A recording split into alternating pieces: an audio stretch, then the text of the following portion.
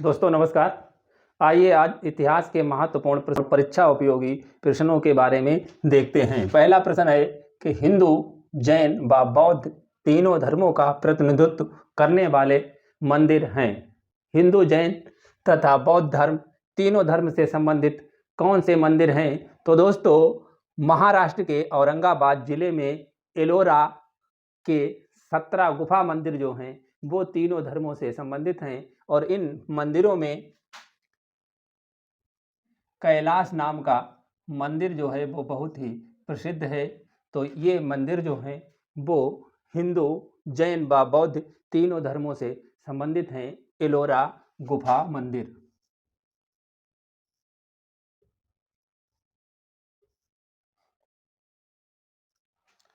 दूसरा प्रश्न है उत्तर रामचरित के लेखक कौन हैं? उत्तर रामचरित के लेखक का नाम पूछा गया है, जो कि उत्तर रामचरित एक किताब है। इसके लेखक जो हैं वो प्रसिद्ध कवि भवभूत हैं।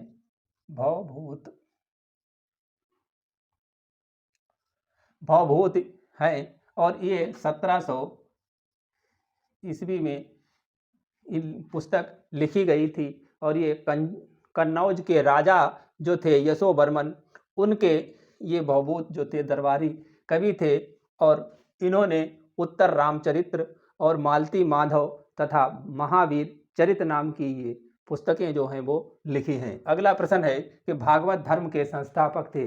तो दोस्तों भागवत धर्म के संस्थापक श्री कृष्ण थे। श्री कृष्ण भागवत धर्म के संस्थापक थे। अगला प्रश्न है बौद्ध धर्म के अंतर्गत माध्यमिक दर्शन के प्रतिपादक थे। तो माध्यमिक दर्शन के प्रतिपादक जो थे वो नागार्जुन थे। नागार्जुन, जिन्होंने माध्यमिक धर्म यानी कि सापेक्षवाद के नाम से भी जो सिद्धांत इन्होंने दिया था वो इन्हीं के नाम से प्रसिद्ध है, सापेक्षवाद का सिद्धांत। अगला प्रश्न है कि अशोक के 14 शिलालेख पाए गए थे। अशोक के 14 शिलालेख कहाँ पाए गए थे? तो दोस्तों अशोक के 14 शिलालेख गुजरात राज्य के काठियावाड़ जिला में जूनागढ़ नामक स्थान के पास गिरनार में पाए गए थे। गिरनार और ये गिरनार गुजरात में काठियावाड़ जिले के जूनागढ़ में है, जहां पर अशोक के 14 शिलालेख पाए गए थे। अगला प्रश्न है कि कौन सम्राट एक कुशल संगीतज्ञ था? यानी कौन सा सम्राट था जो कि एक कुशल संगीतज्ञ भी था? तो गुप्त सम्राट जो था समुद्रगुप्त ये कुशल बीड़ा वादक था। बीड़ा वादक यानी महान संगीतज्ञ और ये बीड़ा वादक था। अगला है तैमूर लंग ने भारत पर कब आक्रमण किया था? तो दोस्तों तैमूर लंग ने भारत पर आक्रमण 1398 ईस्वी में किया था और उस समय भारत में तुगलक वंश का अंतिम शासक नसीरुद्दीन महमूद तुगलक था। ये शासन जो था वो नसीरुद्दीन का था, नसीरुद्दीन तुगलक। अगला प्रश्न है कि किन दो मुगल शासकों के मध्यकाल में शेरशाह सूरी का शासन काल था? शेरशाह सूरी ने भारत में जो शासन किया है वो दो मुगल बादशाह के मध्य में था और वो मुगल बादशाह थे हुमायूं और अकबर।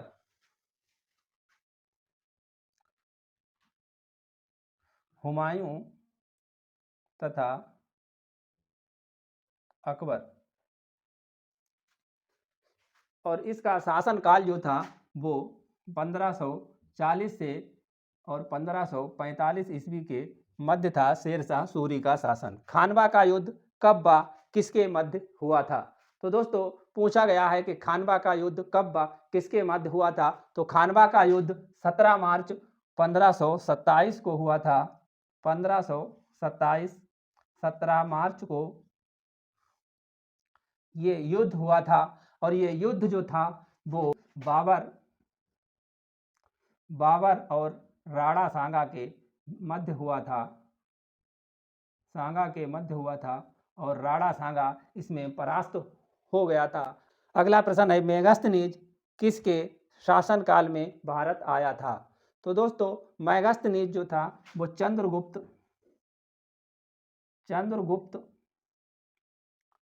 मौर्य के शासनकाल में चंद्रगुप्त मौर्य के शासन काल में भारत में आया था और ये एक यूनानी यात्री था जो भारत में आया था चंद्रगुप्त मौर्य के शासन काल में।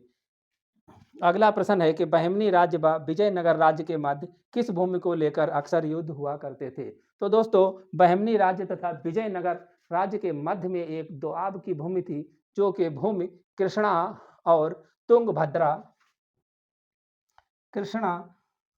व तुंगभद्रा नामक नदियों के दोआब की उपजाऊ भूमि थी, जिसे लेकर अक्सर इन दो राज्यों के बीच युद्ध होते रहते थे।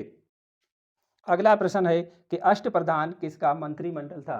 तो दोस्तों अष्टप्रधान शिवाजी का मंत्रिमंडल था और इस मंत्रिमंडल में विशेषता ये थी कि इसमें 7 मंत्री जो थे वो ब्राह्मण होते थे तथा एक मंत्री क्षत्रिय यानी कि सेनापति होता था। तो सेनापति को छोड़कर बाकी 7 जो मंत्री होते थे वो मंत्री ब्राह्मण होते थे। तो दोस्तों आज के लिए इतना ही, मिलते हैं अगले वीडियो में कुछ और नए प्रश्नों के साथ। तब तक के लिए आप हमारे चैनल को सब्सक्राइब कर लें और वीडियो अच्छा लगा हो तो लाइक करें। मिलते हैं अगले वीडियो में, तब तक के लिए जय हिंद।